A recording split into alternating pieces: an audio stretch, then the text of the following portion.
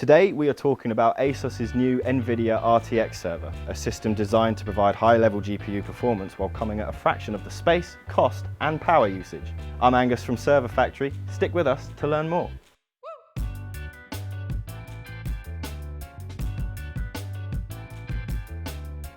Today we are showcasing the new ESC4000A-E10 system from ASUS.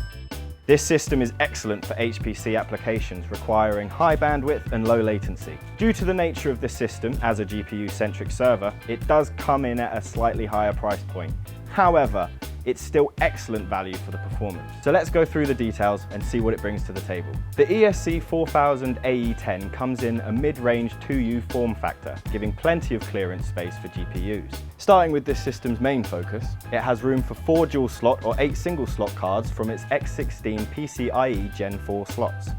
We plan to put 4 of NVIDIA's top-of-the-line RTX 3080 cards in, but since we're still waiting on them like everyone else, for the purpose of this demonstration, we have a 2080 Ti installed.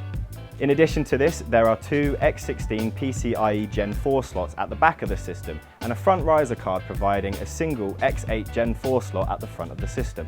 We are taking advantage of this by using the 9308i internal bus adapter to increase the already impressive bandwidth.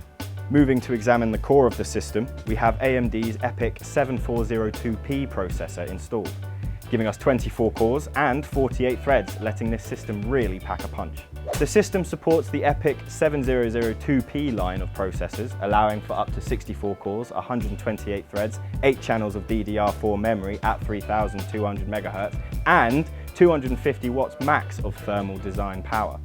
To make use of this, we are installing 4 sticks of 32GB 3200 MHz RDIMM memory from Samsung, providing 128 GB. However, up to 1028 GB of memory can be installed, a huge amount capable of facilitating many use cases. The system runs at between 10 to 30 degrees Celsius and features 7 internal fans to help maintain this. Because of these fans, combined with the GPU's own fans, the system is by no means quiet. However, the performance output makes this well worth it.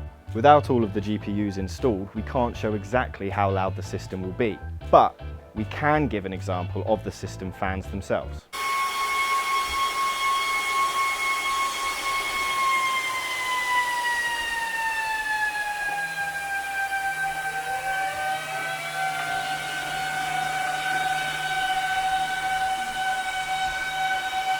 The system is powered by 2 redundant 1600 watt 80+ power supplies rated at platinum efficiency. This means that there is plenty of power to keep the system functioning at its fullest, and should one of the PSUs fail, there is sufficient power to support.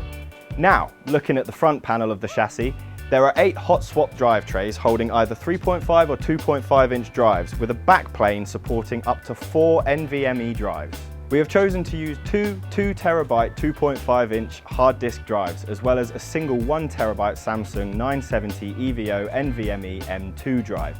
However, this is merely a fraction of the available space. Just above the drive trays is a slot for the aforementioned PCIe card, as well as space for a potential M2 adapter.